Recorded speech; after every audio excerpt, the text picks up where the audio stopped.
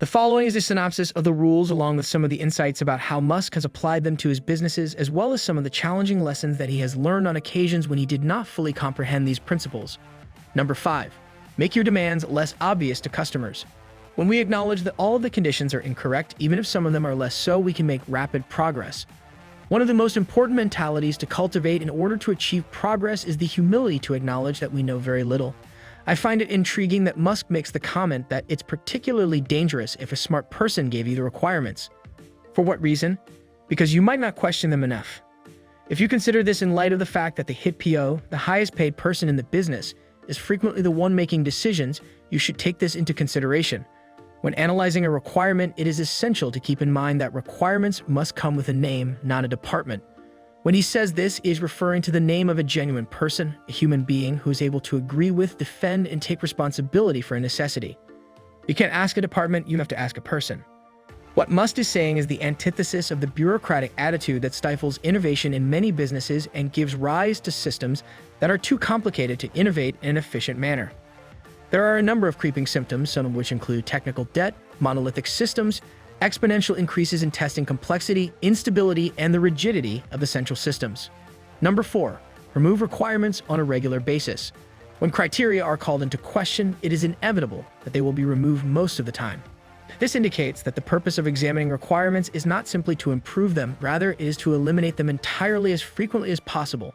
In what ways can you be sure that you are carrying out this task with the utmost rigor? When it comes to criteria or process steps that have been eliminated, Musk has stated that if you're not adding things back in at least 10% of the time, you're clearly not deleting enough. What is the frequency with which you eliminate part needs, process stages, or requirements?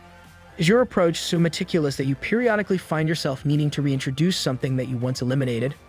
Approximately what percentage of the time do you realize that you have oversimplified something and need to add something back?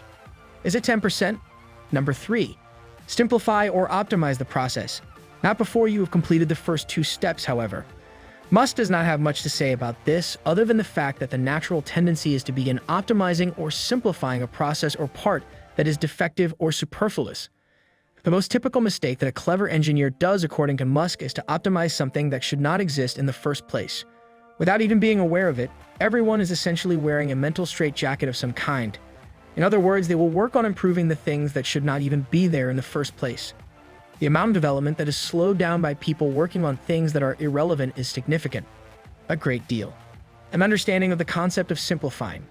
Musk mentions that one of the most typical mistakes that people make is waiting until a production system has reached a stable state before verifying the functionality and procedures of the system. In the beginning stages of production, the process needs to be meticulously measured and instrumented in order to identify and correct any flaws or inconsistencies that may occur.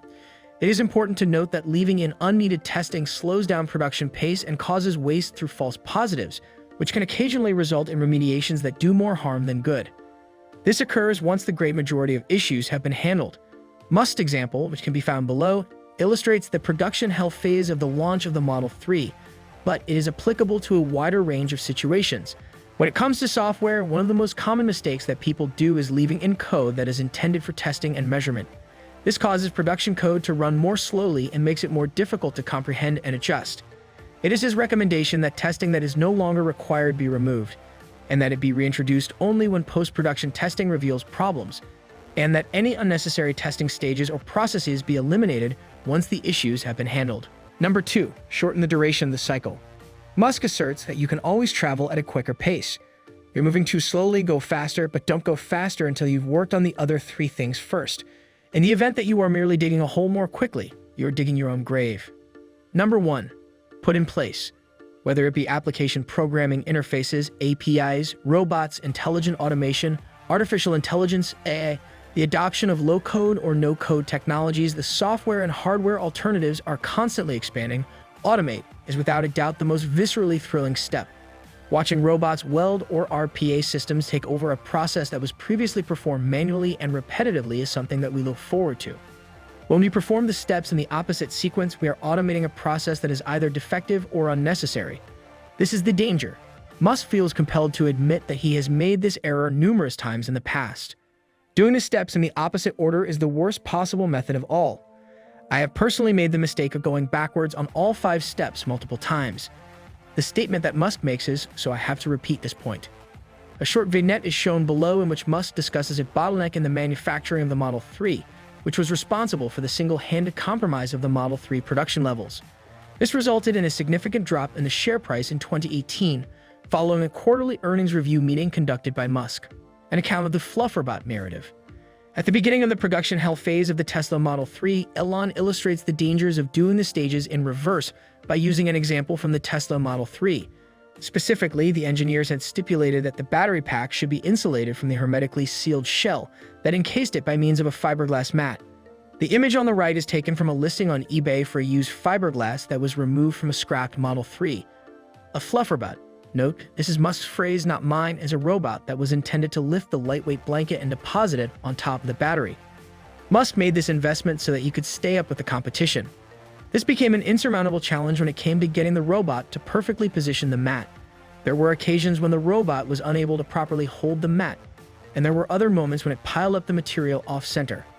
Over the course of several weeks of labor, Musk finally questioned, in a state of irritation, what the mat was for. Fire prevention, one group of engineers asserted. Others referred to it as sound dampening. On the other hand, neither the noise vibration analysis nor the fire prevention teams held the same opinion. That the mat was a requirement for the other team was stated by each of them.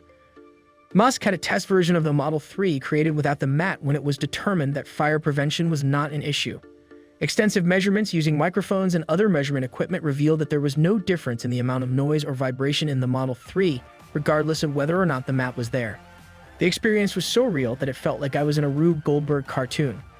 As a result, we got rid of them and skipped this robot cell that cost $2 million because it was a complete and utter waste of time, remarked Musk. Automating was a mistake, then accelerating was a mistake, then optimizing was a mistake, says Elon Musk. It goes without saying that innovation is not solely about simplifying things. Establishing goals that are both positive and assertive, challenging the status quo, and concentrating on the appropriate things at the appropriate time are other important aspects of this. It's also about having a humble attitude and being open to knowing the truth. Tell us about your thoughts in the comments and subscribe to our channel. Thanks for watching.